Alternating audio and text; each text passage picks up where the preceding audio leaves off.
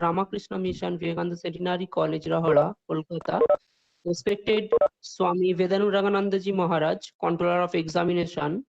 Respected Guest of Honor, Dr. Maria Thacker, Associate Professor, Center for Ecological Sciences, Indian Institute of Science, Bangalore. Respected teachers of the Department of Zoology and other department of the college. Respected teachers from other colleges and institutions and universities, research scholars, and my dear students. I welcome you all heartily in this webinar. Today is 5th June, an auspicious day, as we all know, is the World Environment Day, and on this occasion, the Department of Zoology of Ramakrishna Mission Vivekananda Centenary College has organized an interdisciplinary webinar under DBT Star College scheme to celebrate the 48th year of World Environment Day. It is a very hard time for all of us as we all are passing through this pandemic situation of COVID-19. And I hope that all of you are well. Today, we are fortunate enough to have amongst us a distinguished professor, Dr. Maria Thacker, from Macrophysiology Lab, Center for Ecological Sciences, Indian Institute of Science, Bangalore. And I once again welcome you, madam, for joining us.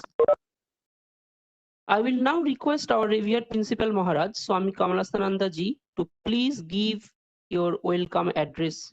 Over to you, Maharaj.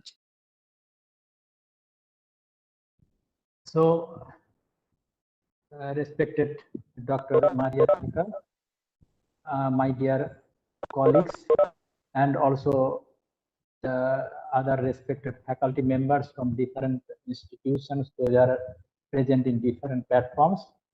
My dear students, also those are present this platform and other YouTube and other platforms. So it is a very joyous moment that we are going to organize this webinar to observe this World Environment Day. As you all know that since 1974, all over the world, this 5th June has been observed as the World Environment Day. And the present scenario and the present situation, all this compels us to think the importance of this ecosphere, biosphere, environment, which are very much relevant everybody's topic. So in this perspective, this today's seminar is very, very important to all of us.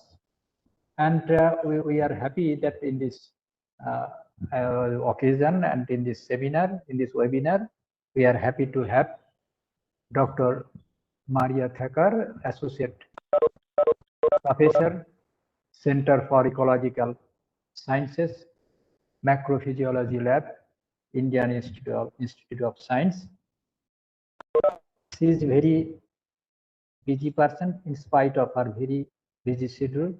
She is now with us.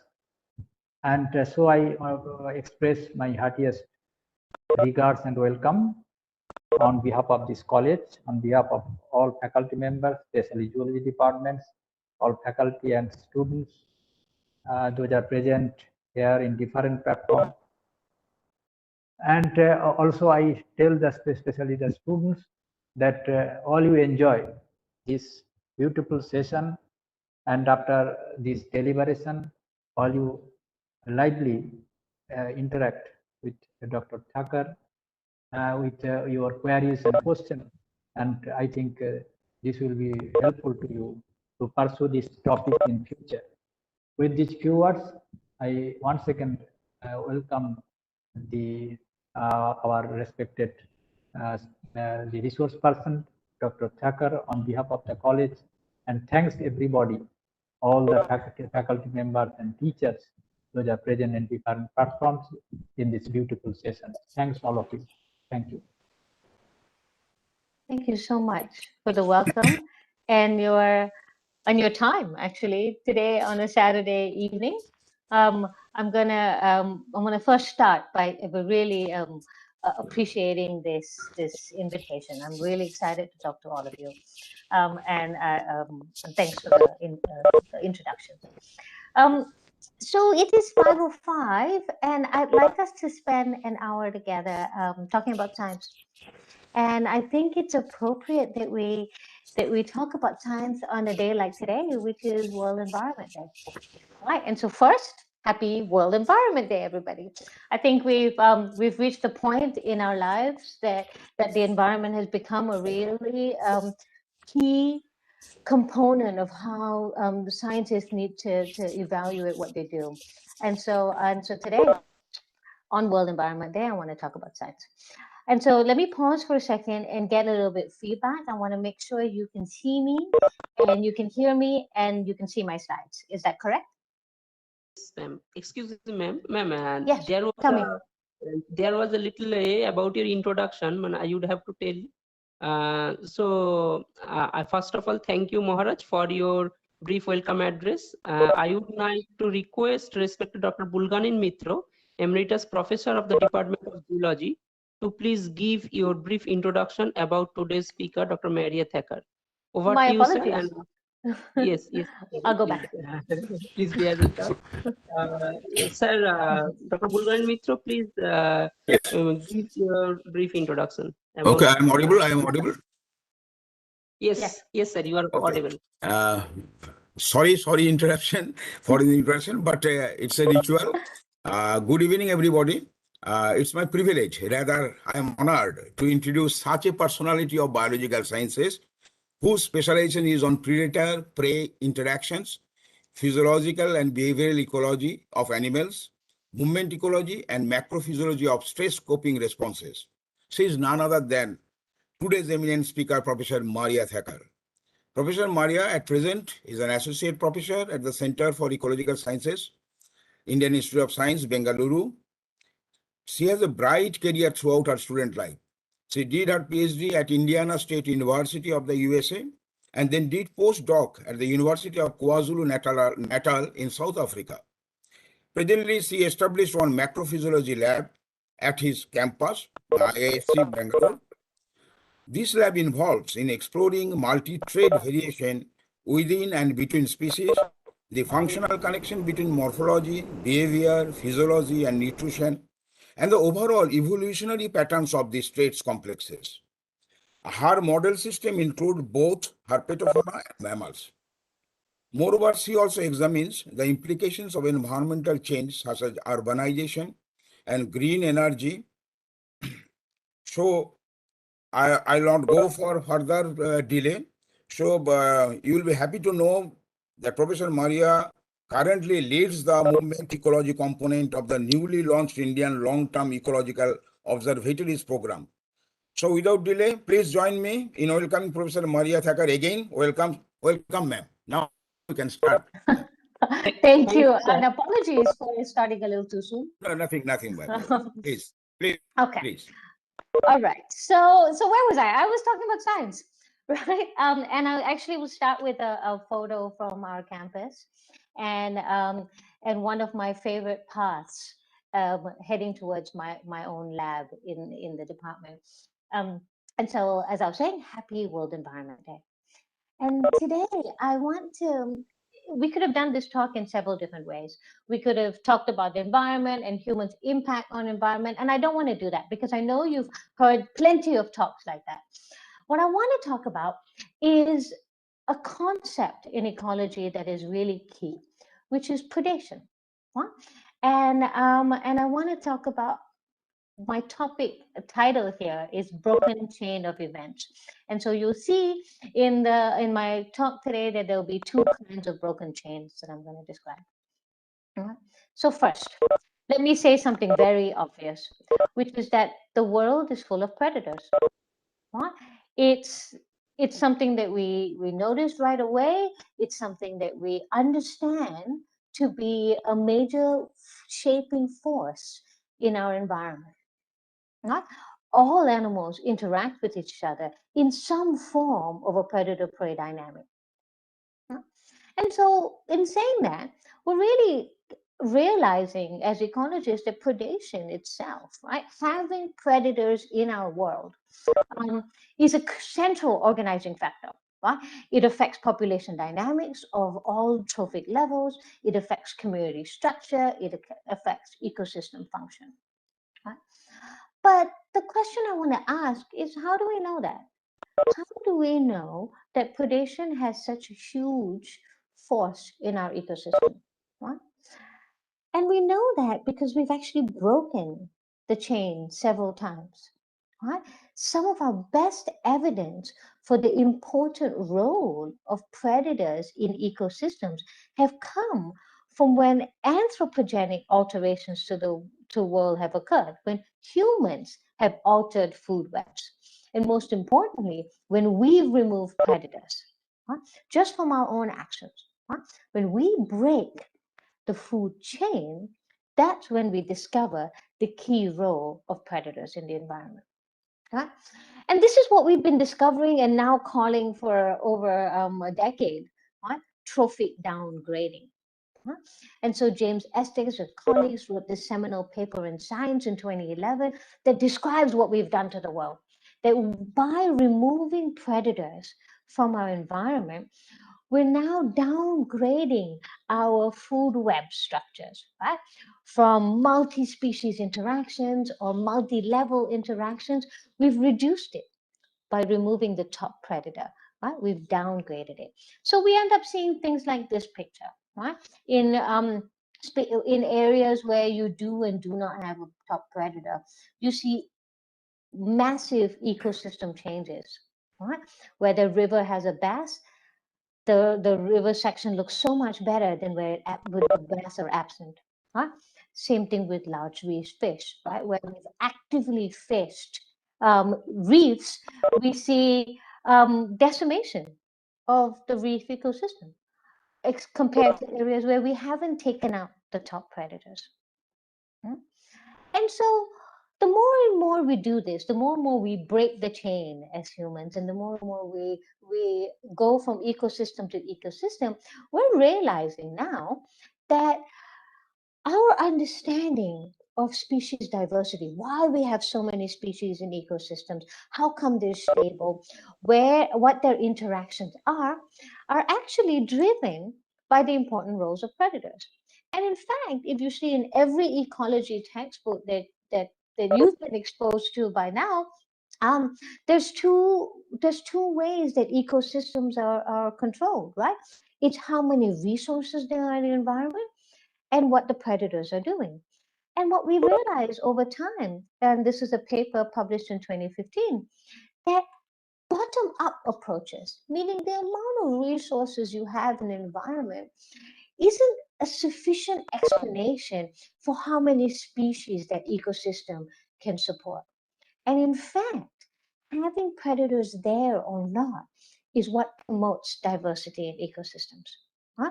And we know this because every time we remove top predators, we destabilize our environments and our ecosystems. So, how is this possible? Is the question I want us to address today. How is it possible that predators have such a major impact on ecosystems? Let's think about a simple food chain with levels. And this is ecology, basic ecology, which I know you heard like in high school probably. What does a predator do? A predator consumes prey. The consequence is that by consuming the trophic level below it, prey densities decline. And the consequence of that is that the next trophic level is released from predation pressure. Right? Predators consume the prey, so their densities are low, and then the next trophic level is released from all the predation, and therefore that they increase in density. Right? This is what we understand and have described as trophic cascades. Right? Trophic cascades have been seen all over the world in all sorts of ecosystems. Right? The predator removes this layer, releases it from the previous one. Now, this is what's happening in this river picture that I showed you. In the section of the river where bass is absent, right? So bass has been removed entirely from that dammed part of the river, right? The consequence is that the zooplankton fish are released from predation pressure and they increase in density. So that's orange. The zooplankton decline in density, and then phytoplankton increase. So as you can see from these two sections of the river, where you're missing the top predator, right? Phytoplankton are now unchecked in their population growth. And so therefore you end up with a completely eutrophic lake. Now, this idea of a trophic cascade is well established, like I said. And it describes population density or population abundance changes from one level to another to another. But it forgets one important component of what prey can do, right? Prey don't just sit there and wait to be eaten. Right? They have an opportunity to actually respond. Right? They can respond to predation risk. They can run, they can hide, they can do something that avoid them being eaten. So I want to show you a little movie clip, like a 1-minute movie. And it's from the first Jurassic Park movie, which was long before you guys were old enough to remember. But the Jurassic Park series began in 1993 with this movie. And this clip I'm going to show you is my favorite section of the movie. In here, can you hear this? No, ma'am. Okay, right. So that man is prey. And here's our predator.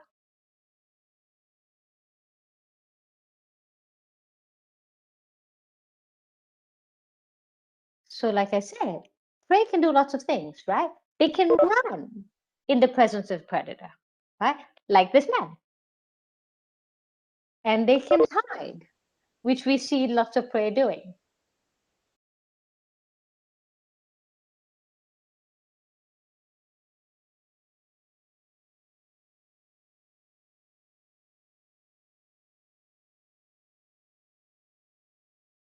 Some prey take a different strategy.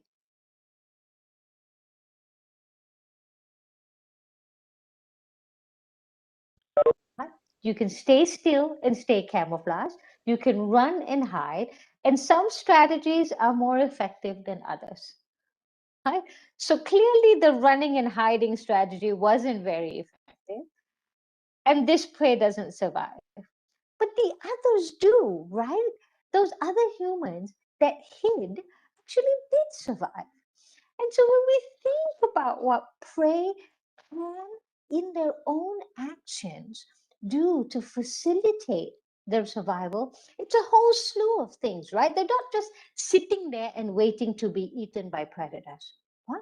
And so the risk itself, right? The risk of predation itself changes prey phenotypes. So prey can respond to the risk of predation by running and hiding. That's behavior, right? Or staying still and being immobile. That's behavior. They can change their physiology. Can you just imagine what those three men were feeling? Right? Their hearts were racing, their bodies were surging with adrenaline. Right? All of that is a physiological response to fear. Prey also, a lot of prey also change their life history. So if I'm thinking of tadpoles, for example, right? Tadpoles in lakes that are full of, or in ponds that are full of predators hatch earlier. Right? And some species can even change their morphology in their lifetime, not over evolutionary time, but right there and then in response to predation risk. Right? So the question to ask, if you can do something, right, as prey, right, what happens in the long run, right? So if predation risk is chronic or very intense, what would happen to prey in the long run, right? If we lived in a world with dinosaurs around us, what would happen to us? Can we actually be scared to death? Right? Could we then change our morphology or our behavior or our stress physiology to a point where we just can't handle it anymore and we're scared to death?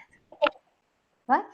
It turns out a lot of scientists think that's possible, right? And myself included, right? That we describe the changes in traits, right, as trait-mediated effects of predators. Right? And in this 2005 paper, for example, Evan Pricer says that trait-mediated effects are generally as strong or stronger than the effects of direct consumption. Right? So what he's saying is that how prey respond to predators, right, can have a stronger effect on the ecosystem or the prey's population than just the consumption, right? Just the density change of being eaten. Right? Gary Belowski in 2011 says that top-down controls of populations and food webs are enhanced by prey changes with predation, and this effect may exceed the mortality itself. Right? So we're now suggesting that actually predators can regulate prey populations in two different ways. One, the way we all understand as ecologists, through consumption itself, right? Eating prey. Huh? And so this has many names in the literature. So if you're reading this literature, you'll see it described as consumptive effects of predator or density-mediated interactions of predators. So trophic cascades that are density-mediated is what I described, with the change in density from one level to the other. Some people even call it direct. Now, what we're just talking here, dinosaurs chasing humans, right, is fear-driven regulation of prey populations, right? And these have other names. They're called non-consumptive effects, right? Because predators are not eating prey; they're just scaring prey. Right? They're called non-lethal effects for the same reason, or risk effects, or better, trait-mediated interactions, which means the trait of the prey has changed and not just the density of the prey has changed. So how is this possible? Right? And this is going to be the meat of my talk today. To think about that second arrow, let's go back for a second. Is it possible for me to go back? Yeah. To think about this red arrow, the fear-driven arrow, which is a very interesting arrow. It's also the arrow that intersects multiple fields of sciences. It's the arrow that goes beyond ecology to include behavior, animal behavior, to include animal physiology, to include life history theory. So this red arrow is going to be the focus of our talk today. Okay. All right. So how, right? What we're suggesting here is that predation risk, right, can actually change the number of prey in the environment, not by eating them, but by scaring them. Right? So how is this possible? Right? Well, what I'm going to show you is a chain of events that must occur. Right? Predation risk must change something about the prey. The prey must react. It's a prey phenotype. It then has to alter how that phenotype influences fitness and finally density. And to record, I'm going to talk about each of these steps as transitions. Okay, transition 1, 2, and 3. Okay, let's do transition 1. This is the one that is easiest to understand, right? We all see this happen all the time, right? We see that predation, experiencing predators in the world, change the behavior, morphology, physiology, and life history of prey, right? And there are lots of hypotheses that fall within each one of these. Right?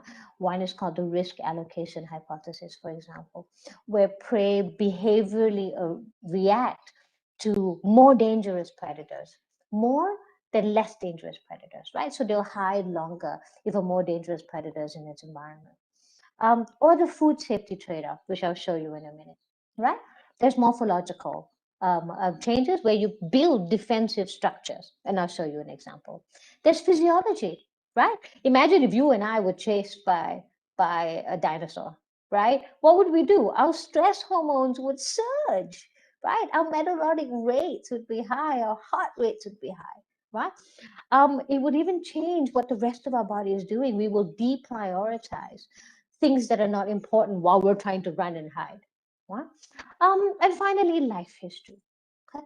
So let me give you an example of why this matters. So I know some of you are thinking, okay, look, a prey is going to run away from a predator. Big deal, right? It runs away for a minute, the predator goes off, and then life goes back to normal, right? So how is this such a big problem or a big reaction that it would actually change the population of prey? Right? Because it just ran, the prey go away. This happens in like very fleeting events, right? But I want to suggest it's more than fleeting. Okay. So on the top right corner of your screen, that's a reserve that it's a private park in South Africa that I studied for a few years. So in 2010, I studied the activity of lions, leopards, cheetahs, and a bunch of carnivores, and their herbivorous prey, so their mammalian prey. And so that map you see up there, the triangle is the shape of the reserve. And in that colored zone, where it's red, is where we usually found lions. So red is high activity of lions, blue is low activity, and white is where they never were. Right? So if I were a zebra in this landscape, what would I do?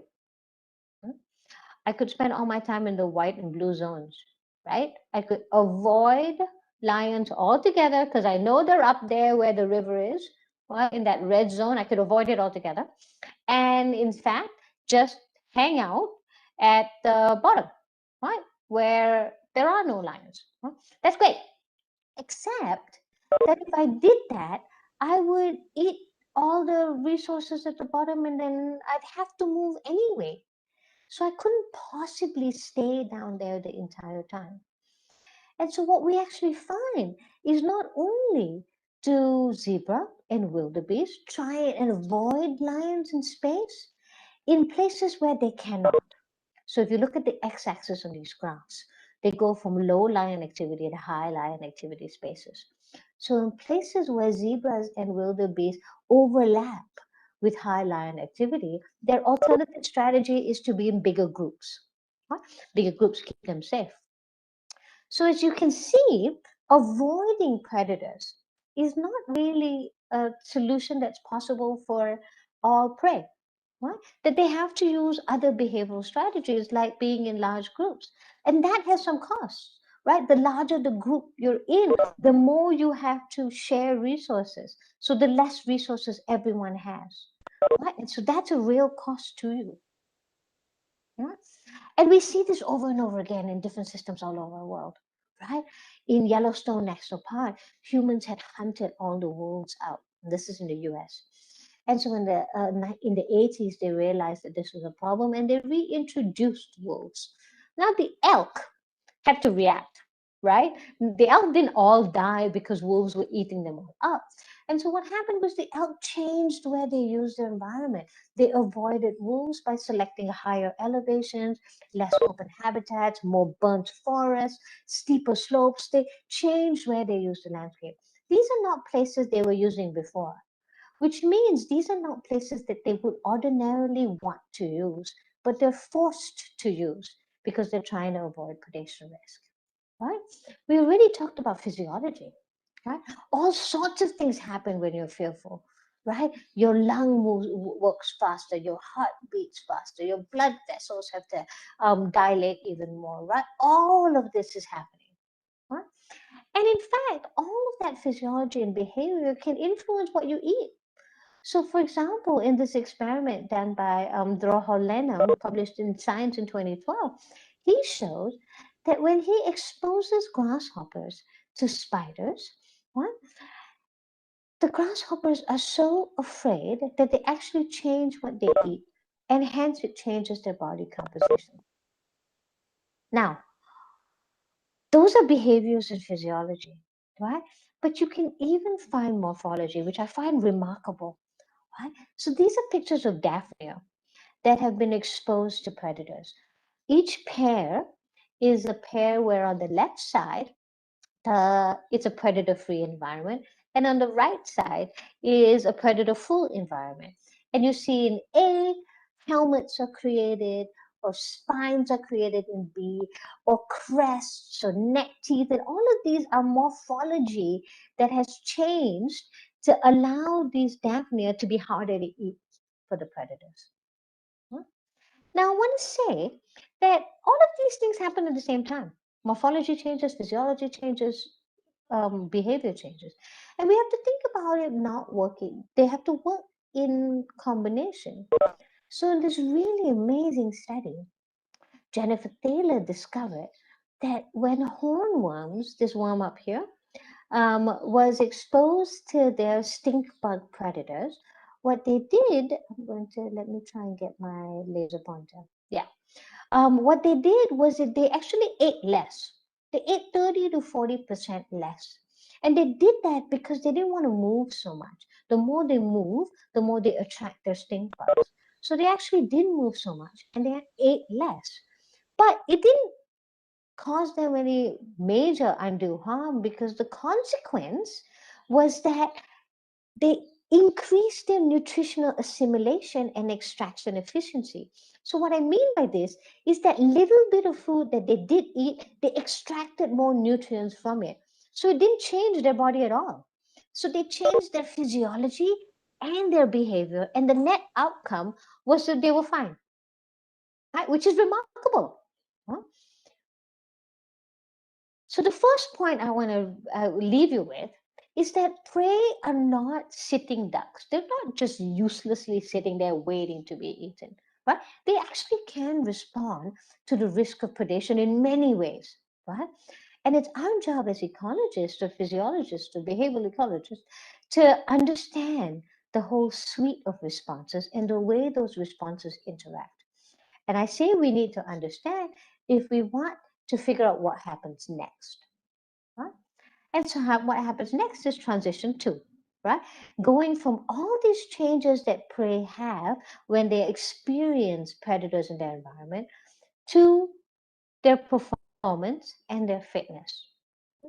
So let me first ask, what do I mean by fitness? Right? So let's just all be on the same page here. Right? I mean Darwinian fitness, right? Which is the reproductive success of the phenotype. Right? So how many offspring did you manage to produce that survived? Right? And there are lots of ways that evolutionary biologists and ecologists measure reproductive success. Right? And we call these proxies or measures of fitness because often we're unable to follow like second generation, which would be the best things, right? How many of your offspring survive to the next generation? But ideally, what we want to know is how successful is that phenotype, right? Is that phenotype successful enough to survive and reproduce offspring to the next generation? So in transition 2, we want to think about all these trait changes that we just described, right? The eating of different things, or the eating less, or that stress hormone surge that goes on and on and on. How does that then change prey fitness? And as measurers of fitness, we use these proxies. So some of our best proxies is growth rate, for example, because growth rate is a good measure of the size you're going to be when you're ready to reproduce and the number of offspring that you can carry. Fecundity is a more direct measure, the number of offspring or your probability of mortality itself, right? You've got to survive long enough to be able to produce these offspring.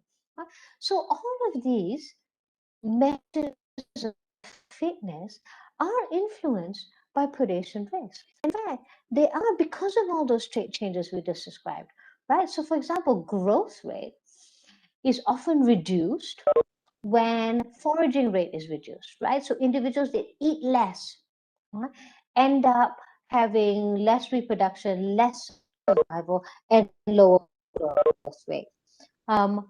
And we see this in aneurin larvae or marine invertebrates. Right? Fecundity, right? Individuals that eat less or have more stress hormones, right? Elevated stress levels have fewer offspring. Individuals who are stressed have lower body condition, right? So imagine if we were stressed continuously, right?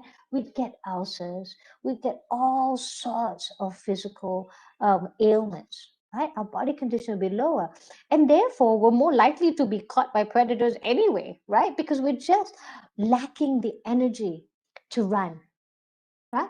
We can also increase our susceptibility to parasites and other predators, for example, right? The sicker we are because we're stressed, the more likely we're going to get infected by some parasite, right? And so therefore, it reduces our probability of mortality. And so here are two really remarkable experiments. And so if you notice in my talk, my evidence for all of these connections has to come from science, and it has to come from really elegant experiments that have been conducted to disentangle these various drivers. And so this is one that is one of my favorite. Okay? So Liana Zanet and colleagues, what they did they live up in Canada. And so on one of the Canadian islands off the coast of the West Coast, they exposed song sparrows to the calls of predators. So they took half the island and put speakers out all over and kept playing predator calls, right? So for those song sparrows, the world was just like full of raptors, right? For the other half of the island, which was on the other side and didn't experience this, they left it alone. Right? So those did not have lots of predator calls. These did. Right? And the consequence is the females, right, were so stressed by hearing predators all the time that they reduced their maternal behavior. Right? They laid fewer eggs. Those eggs had a lower hatchling success, so fewer of those eggs even hatched, and there was an even lower fledgling success, right? So for a bird to be able to go from a hatchling to a fledgling and leave the nest, it needs its parents to bring food to them as it's developing. And if the female is scared and stressed and she doesn't come back very often with food, then the consequence is that you not only can't grow, you may not even survive from hatching to fledgling. So if you can see, for that female experiencing all this predation risk, her fitness is lower. She ended up with lower offspring after all. And the same thing we see with snowshoe hares. So Michael Sheriff, again up in the Yukon in Canada, what he did was he scattered the environment with lynx scent, right? So the smell of lynx, which is a predator of snowshoe hares, right? And he scattered half the environment with it, and he left the other half alone. And then he looked at what happened to the females of snowshoe hares, the prey that were now smelling a dangerous world. And he found out that their stress hormone levels were super high.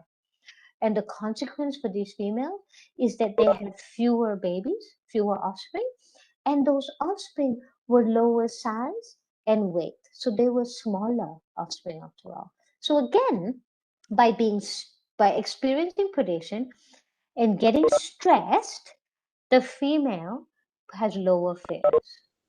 Right? And so we see really good evidence that just the risk itself can reduce fitness for wild animals, right?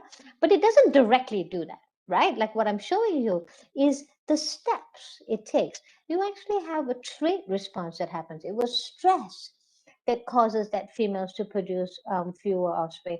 It was fear and the fact that she didn't want to keep coming back to the nest that reduced the fitness for the birds. Right? And so now we're done with transition 2. Right? Great evidence that transition 1 occurs in nature, transition 2 occurs in nature. And now we ask if transition 3 is possible. This is the most interesting and difficult one to produce. Right? Risk-induced changes to fitness. Can you be stressed enough that you produce fewer babies and therefore have a lower population abundance in the prey, right? And this is what some of my colleagues think is possible. And in fact, in 2005, they write this paper that says you're actually scared to death, which is the question I asked before. Is this possible, right? That predators scaring you can reduce your population abundance after all. And after reading this paper, which was a very exciting idea, some of my other colleagues and I started to think more deeply. How do we know? What evidence do we need? Right? We need to be able to look at places where prey are scared, right? Experiencing risk and not actually being killed, and then to see whether their density has changed in the population, right? And this is the second part where I think the chain is broken. This is an intellectual chain, right? An ecological chain that we think about the way we form our hypotheses and our ideas, and we connect the dots. And this is the part of that chain that I think is actually broken. Right? And so what some of my colleagues and I did is we did a massive literature survey. We started with all the papers that was in that Scared to Death paper. We added to it, right? We added a whole bunch of other papers. And in fact, we read 14,000 papers over the course of 3 years. Okay? And we spanned from 1970 to 2015. And we looked for papers that had all these keys in it, this population and other stuff, right? But we wanted to make sure we're trying to these dots, right? Like connecting. And so what we did was we excluded papers that didn't allow population size to happen because of the fitness drivers we described, or any experiment that manipulated population size. We wanted experiments that allowed the whole sequence of events to occur. Okay, and it was very interesting. And this paper was published in last year in 2020. Right, so you can read it if you're interested. But let me give you the punchline here. Very interestingly, what we discovered is the way people do science. The kinds of experiments you do can tell us two different things. So we found two categories of studies. Right? The first one was studies where prey were exposed to predation risk or not exposed to predation risk. Right? So there were two kinds of treatments, one that were exposed and not exposed to risk itself, not predators, right? Just the danger associated with predators, right? And then those experiments compared the abundance of prey after one generation or multiple generations, right? Then there was a different set of experiments that did that, right? So they took the prey, they exposed them to predators, they allowed them to react. So they allowed them to induce some response, behavioral, morphology, something, okay?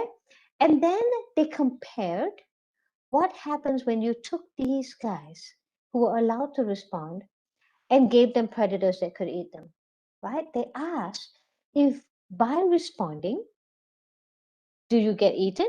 Or if you weren't allowed to respond at all. So they compared trait-induced versus not induced populations, right, in a predator consumption trial. Right? And if you notice, these are different experiments, and they tell us different things. They tell us the cost of risk-induced trait, right? How costly is it to do something when a predator is around? Or they tell you the benefit of the change, right? Now that you've done something, does it keep you alive?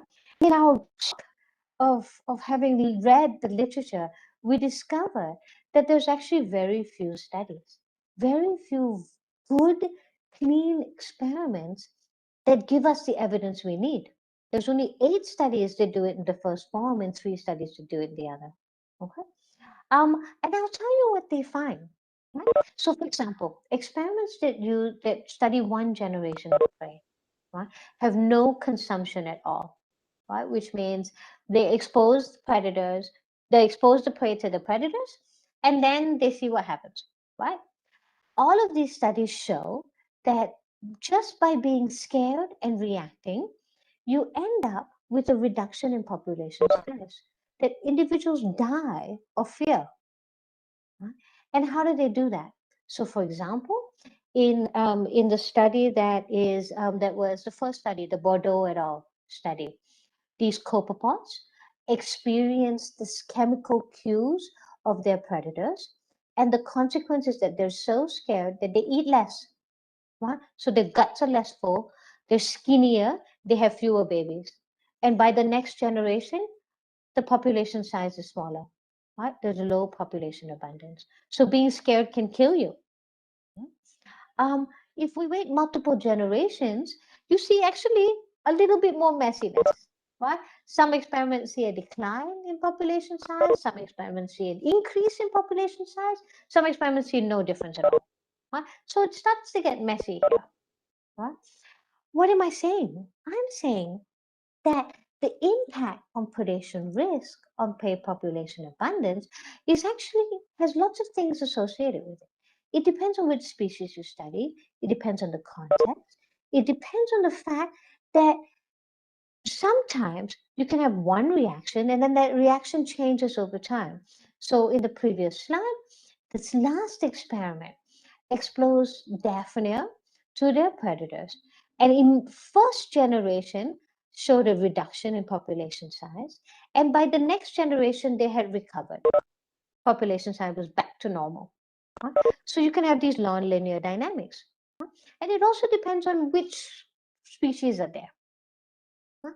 And so the last set of experiments I find are the most interesting ones, because this is where science does its best job of explaining factors.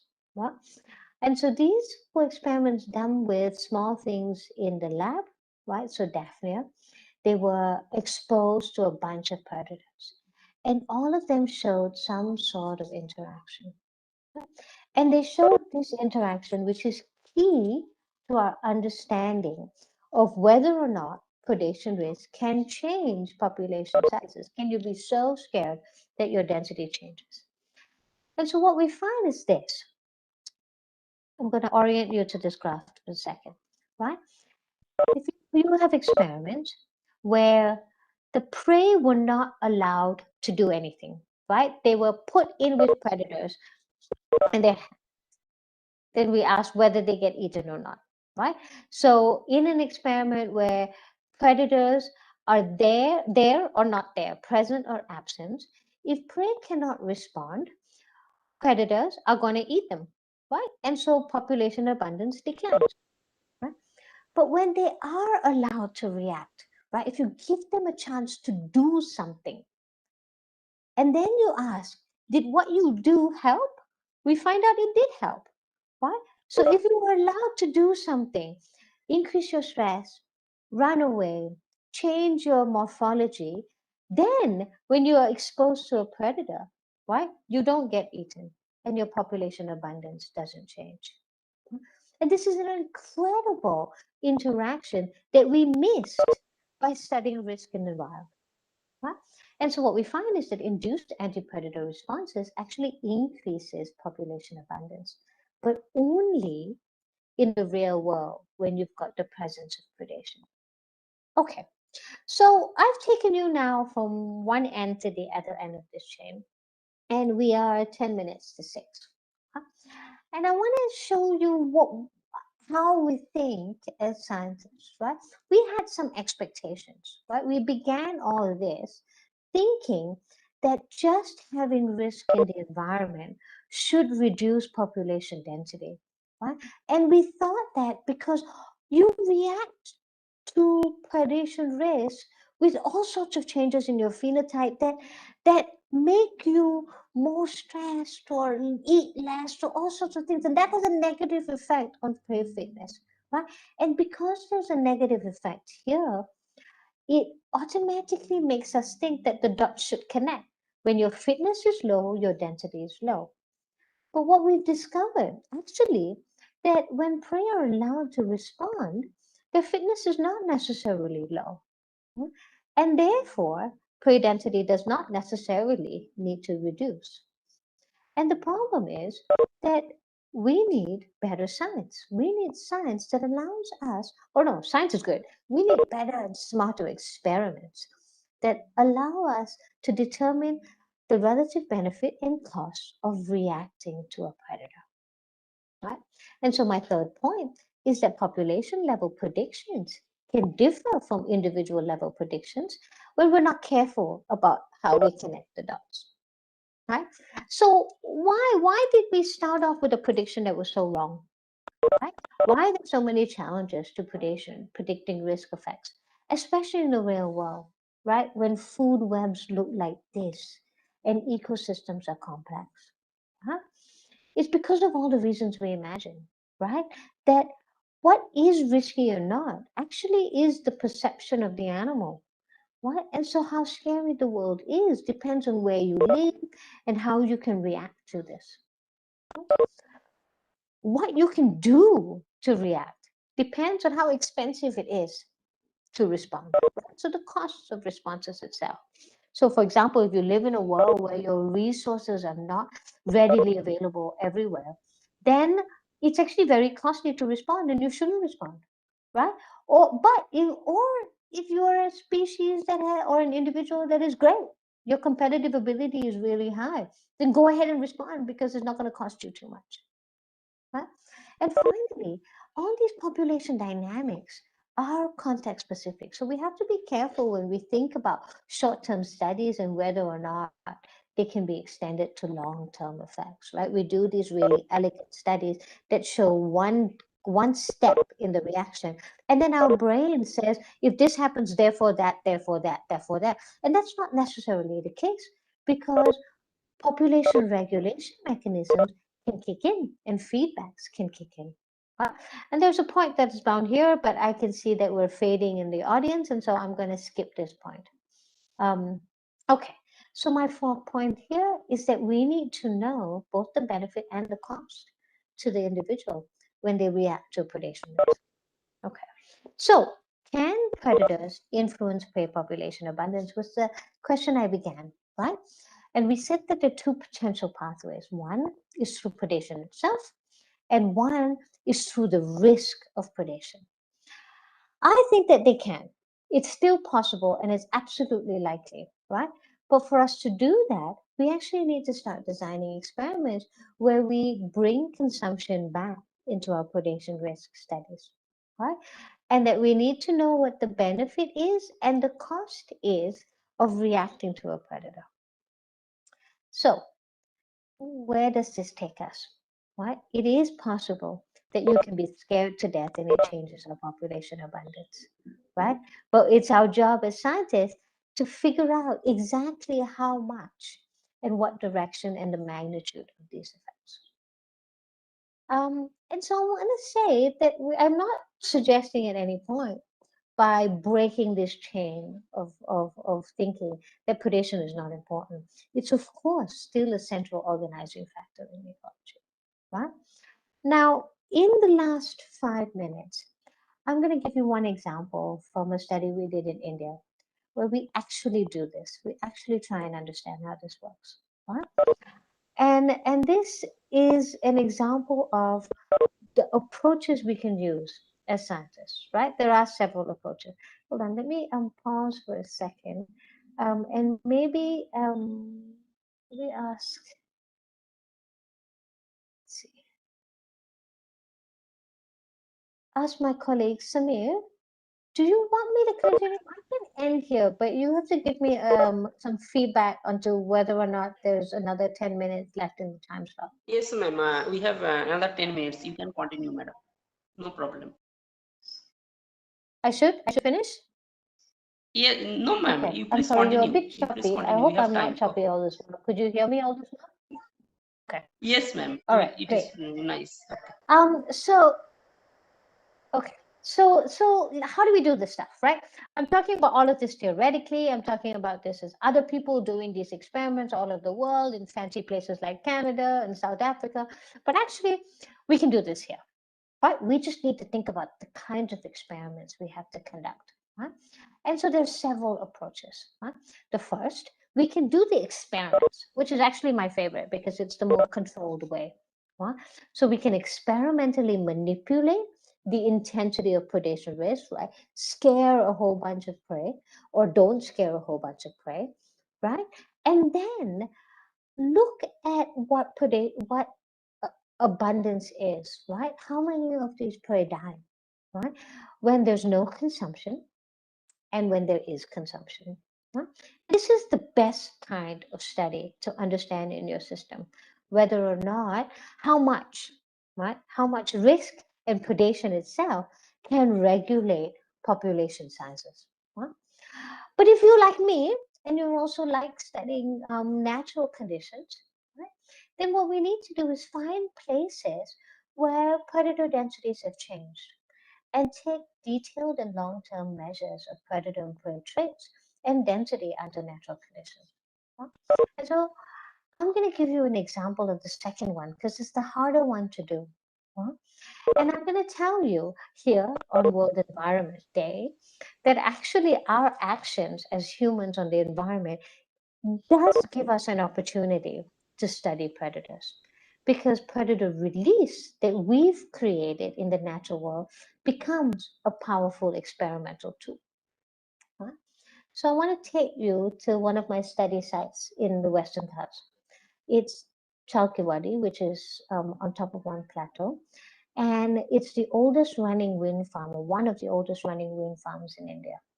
And I pick wind farms because we know from studies all over the world that where there are wind farms, there are fewer birds in the environment. And so I wanted to ask if if lack of birds has any change in the prey, causes any change in the prey of these populations. Right? And so what happens when you lose predators in the real world? So this is what this place looks like. Right? You've got a flat plateau on the top of this mountain, right? And they're mostly barren. You've got lizards running around. And half of that plateau has wind turbines on it, and the other half doesn't. Right? So you can see the image on the right that the wind farms are over there. And so this is a wind farm site, and this is a non-wind farm site in the foreground. Now, what did we find? We find that by having wind farms on the landscape, both predator and prey densities change. And the bird abundance, so compare these red bars and the blue bars. Red bars are areas with wind turbines, blue bars are areas without wind turbines. Right? And so when you have wind turbines, predator abundance declines. There are fewer predators, though they don't attack very much. Right? And in fact, you have more prey. You have more lizards.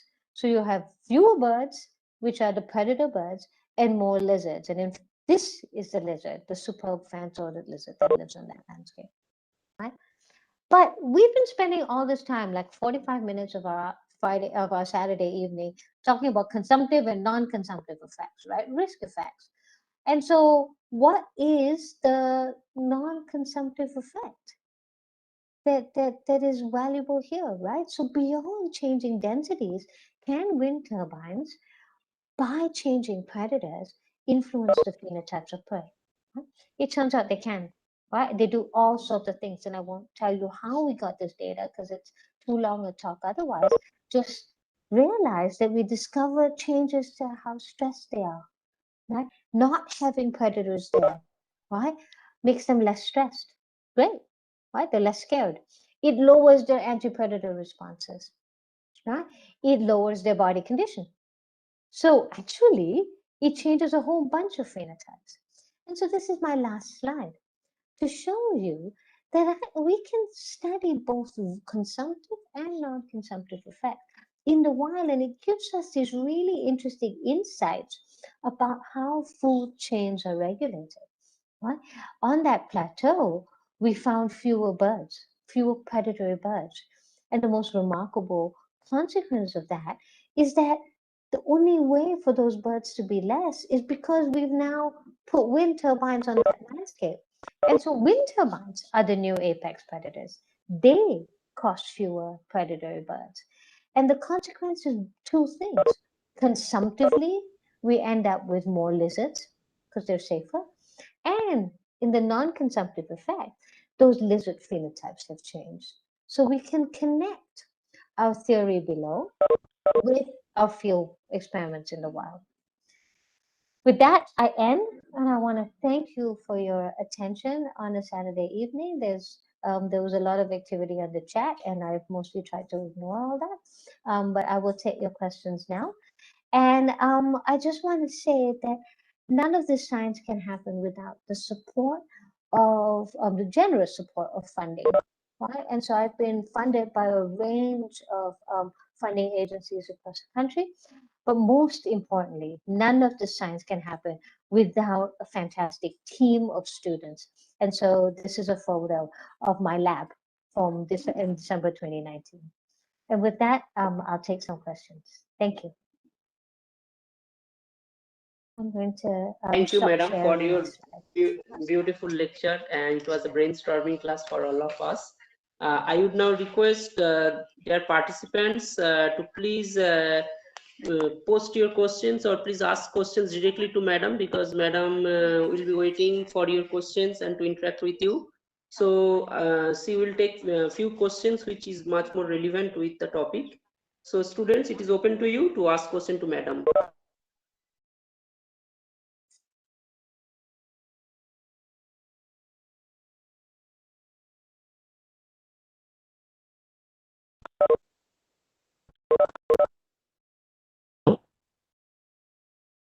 Yes, I can hear you. Go ahead. Yes, Aditya, Yeah. go ahead. Yes. First of all, I like to express my regards to all of you. And now, ma'am, I have a little question. That is, since you have described some of the expressions of a prey, like the reduction of their size, population size, or some sort of morphological changes or behavioral changes, if you can experience some of those expressions in a particular prey, how can we very conclusively tell that those things are happening due to very strong predation? Because if if an animal or if a species is facing very severe competition, these kinds of traits can also arise. Absolutely. There's a very good point. So actually, it's about, right? In the wild, it's harder. If you're going to conduct these experiments under controlled laboratory conditions, you can manipulate competition or predation risk, right? So that's a lot easier. But now your question is, if I see a phenotype in the wild, right? I see smaller body sizes, for example, in a species in the wild. How do I know if that's predation risk or competition that drives it? I don't. Right? I need to be able to measure both of these. I need to compare populations of those species in areas with low and high competition, in low and high predation, in order to know which of those drivers have influenced the phenotype we see. Now, my first response to all this is an experimental approach, right? To disentangle. But the point that I'm trying to raise here is that, of course, both of these are going to interact. Both competition and predation are going to interact to shape prey phenotypes, right? And without the measurements of those selection pressures in the wild, we won't know.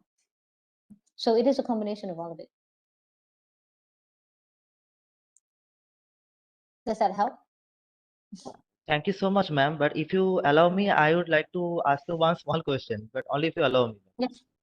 Yes, Yes, of that course. is. Thank you so much, ma'am. That is, most of the examples I've seen here is based upon the animal communities. But what I'm thinking is it very relatable, ma'am, to correlate all these examples or this series of events with the invasion of alien plant species upon the native plant species in Indian forest ecosystems? Well, so those are different drivers, right? So what happens when an invasive plant reaches a new ecosystem, right? When it's an invader in a new ecosystem, the question I want to ask you is, from whose perspective are we interested in? Are we interested in the perspective of the competitor plants, or the potential herbivores, or the potential predators? Because that affects how we understand the system. So, No, my question back to my you: question is who yes, do we yes. care? I am focusing on the invasive plants, ma'am, because in many cases they just overpower other native plants and secret allochemicals so that the native plants can't grow. So Correct. if we can relate with predation. It can predation in terms of herbivory, yes, right? So if we're thinking about these two plant species, they don't have a predator-prey interaction themselves, right? But the invader, that if your point is that the invader has these toxins that then negatively influences a native plant, you're talking about competition because they're at the same trophic level. They're both at the plant trophic level. So those kinds of interactions are competitive interactions. And not predator-prey interactions. Predator-prey interactions or herbivore-consumer interactions have to happen across trophic levels. So we can think about invasive plants' impacts on ecosystems as they impact other plants, but they can also think about how they impact the trophic level above it, foragers. And then we're talking about predator-prey. I got it. There's no Thank you so fear much. issue here. Thank you so much. Yeah.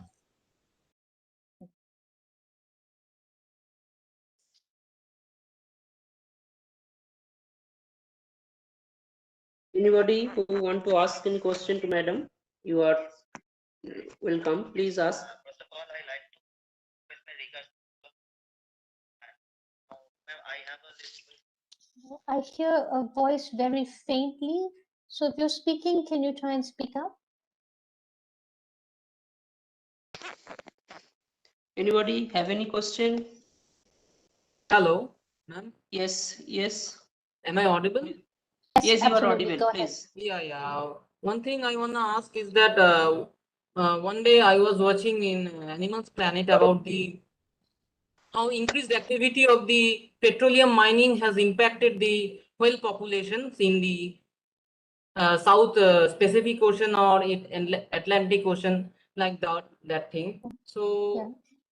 Has anything recent developments been occurred in this area that to stop means how we can change as the mining activities affecting the whale society, they are changing, they are migrating to others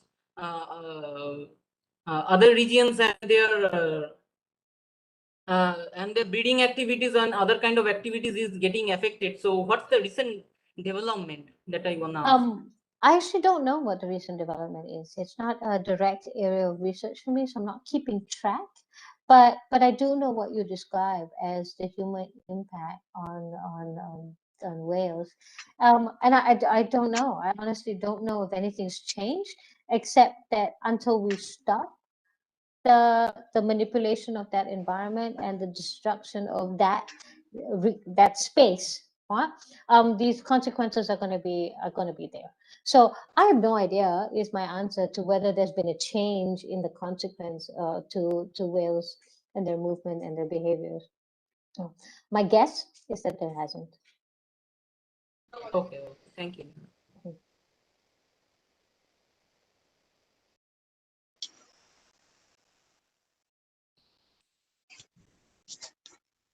Boys, if you have no question, then I will move to the next part of the conclusion about. Hello. Yes. Yes, hello. Udipta, we can hear you. Please continue. Thank you, sir. Thank you, sir. Ma'am, I am Udipta Chakraborty. Ma'am, I have a question on the networking pattern of prey predator. That is that a prey and predator have a networking pattern that is based on their predator feeding habit. It's maybe the generalized feeding habit, maybe the specialized feeding habit. I just want to ask you one thing, that with the strays, like with the different strays, is the networking pattern is being changed to the generalization to the specialization? Like for the same predator with different strays, is the networking pattern, I mean the relation, interaction pattern is being changed from the generalization to the specialization? Is there any? It's an excellent question you raise. And so it won't possibly, actually we do have examples of this. It doesn't really go from generalization to specialization. Yes, ma'am. But usually what happens is that predators shift their diet choice, right?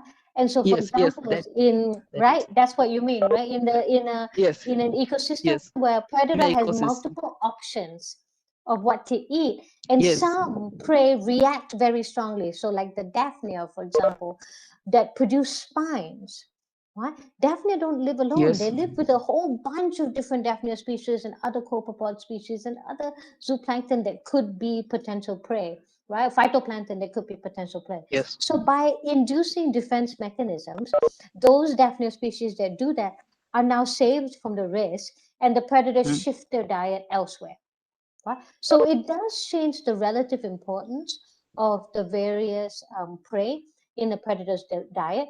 It also changes the competition levels between the prey within Between the prey and within the predator. trap. Right? Which makes it very interesting because every prey species, and in fact within prey, every individual has a potential to react to a different degree, right? So I can increase my risk if I hide really well. You can increase your risk. I can decrease my risk if I hide really well, and you can decrease your risk by running really fast. But maybe one of these strategies is better, like that little dinosaur movie, right? Yes, Staying you still have was a explained, better strategy than the running away. better strategy. Right? Now, if those were two different species, you can see how that could affect competition, right? You can see how that would affect what that predator eats. So the answer is yes. It's a very good point you raised. Yes. Actually, ma'am, I am working on prey pollinator, plant pollinator interaction. So I just asked from that background, is there any will stress effect on that interaction? Thank you very much, ma'am. Thank you, and thank you for the excellent presentation. Thank you. It's a brilliant presentation. My pleasure. Thank you.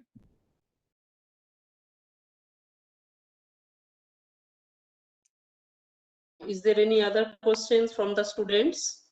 Hello, ma'am. Yes. Am I audible? Yes, you are. Ma'am, thank you for the presentation, first of all. Now, my question is this fear-induced behavioral changes can only be noticed in the vertebrates? No. That's why I gave you examples of those hornworms. And plankton, hornworms, we see it at all levels. Fear is one of all organisms on experience risk physiology or behavior, even plants do, right? Like if you think about plants reacting to herbivores, right? They can induce spines, they can produce toxin, all of that, if we want to think about it, is a form of fear response. Okay? To avoid being eaten, they do these things. So all organisms on our planet experience fear. They just don't, not cognitively the way our brain does. Yeah, but, got it. Yeah.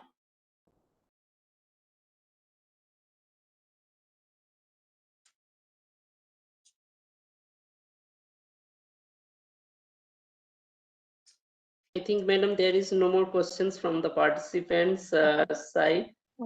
So I will now request our respected Dr. Subhajit Maiti, sir, to please give vote of thanks on today's lecture. Over to you, Subhajit, sir. Okay, the vote of thanks on this auspicious occasion of the World Environmental Day, 5th of June 2021. I would say auspicious. It's really a delightful talk indeed, madam. And I must say our weekend evening, Saturday evening gets sorted.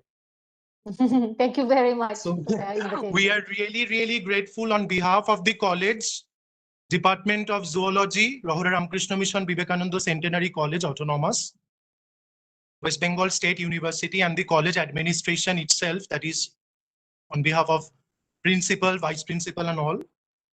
We are really grateful and thankful to you, madam, Dr. Maria Thacker, Macrophysiology Lab, Associate Professor, Center for Ecological Sciences, Indian Institute of Science, Bangalore, for this fascinating, enriching, motivating, and as previously mentioned, delightful talk on various domains and perspectives of ecology and environment in context to prey-predator relationships. So we have came to know that the discourses of the varying habitat of the organisms and their interactions with the environment concerned, that is actually ecology.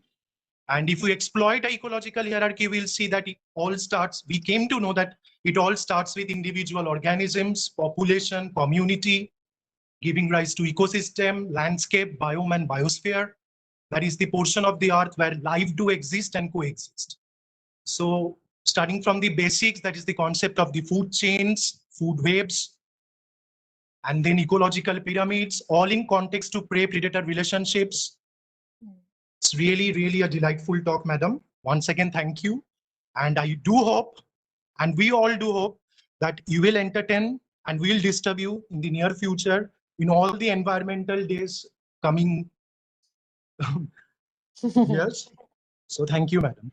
Once again. Thank you for the invitation. It was my pleasure to talk to all of you today.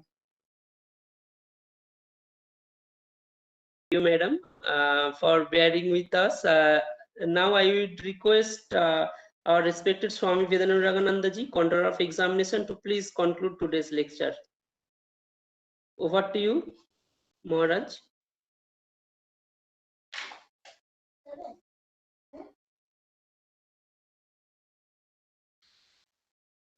I think Maharaj is not here.